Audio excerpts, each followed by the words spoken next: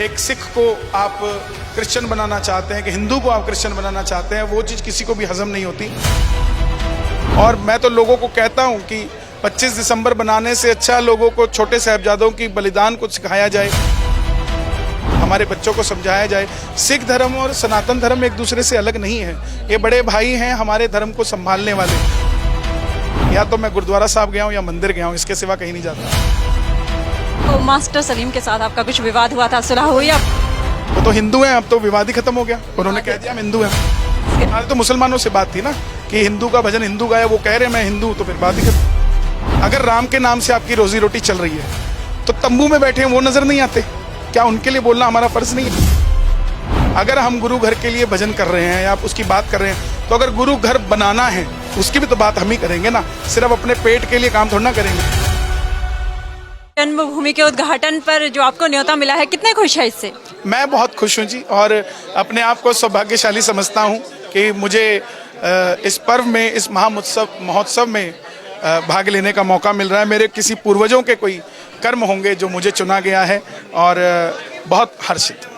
और जिस तरह से आपने अभी कहा भी, आप राम को सर्वोपरि मानते हैं, तो लेकिन आप पे कई बार इस तरह के विवाद उठते हैं, प्रश्न उठते हैं कि अन्य धर्मों का सम्मान नहीं करते हैं कन्हैया जी, इस पे कुछ कहना चाहेंगे? मुझे टारगेट किया जाता है कि मैं अन्य धर्मों का सम्मान नहीं करता। क्यों नहीं करता? मैं सारे धर्मों का सम्मान करता हूँ, लेकिन जो लोग धर्म की आड़ के अंदर गलत बात करते हैं, गलत काम करते हैं, एक सिख को आप क्रिश्चियन बनाना चाहते हैं कि हिंदू को आप क्रिश्चियन बनाना चाहते हैं, वो चीज़ किसी को भी हजम नहीं होती। सिख धर्म का भी आपने नाम लिया, क्या राय है, क्या विचार है आपके सिख धर्म के ऊपर? हमारे बड़े भाई हैं, हमारे लिए सम्माननीय है। और मैंने अभी छोटे शहजादों के लिए भी बात करी है, अपने मंचों से भी करता आया हूँ, और जयकारा लगाते हुए मुझे कोई शर्म नहीं आती है, मेरे को गर्व महसूस होता है।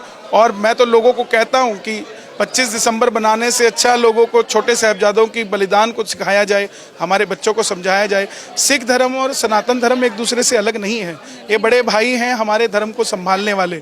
और मैं ज़िंदगी में 2 ही जगह गया हूँ, या तो मैं गुरुद्वारा साहब गया हूँ या मंदिर गया हूँ, इसके सिवा कहीं नहीं जाता। तो मास्टर सलीम के साथ आपका कुछ विवाद हुआ था, सुलह हुई आपकी? निकले साहब, वो तो हिंदू हैं, अब तो विवाद ही खत्म हो गया। उन्होंने कह दिया हम हिंदू हैं।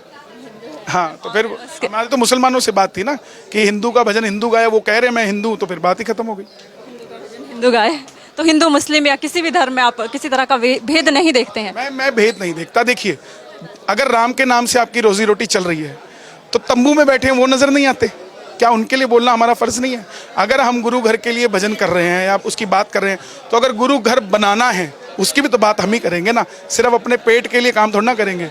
भजनों के लिए भगवान ने हमें चुना है, तो आगे बढ़ के भी हमें मंदिरों के लिए भी तो काम करना चाहिए जी। और आपके बारे में अटकलें लगाई जा रही है कि कन्हैया जी ने तो राजनीति में आने की पूरी तैयारी कर दी है। राजनीति में हूँ, राजनीति ना मेरे बस की आज है, ना मैं कल करना चाहता। ये रामनीति में मैं चलता रहूँ, मेरे लिए बहुत है। और जिनके लिए ये बनी है नेतागिरी, वो लोग संभालें। हाँ, ये बात अलग है कि आज देश के अंदर माहौल ऐसा बन गया कि जो भी राम की बात करता है उसको किसी राजनीतिक दल के साथ जोड़ दिया जाता है।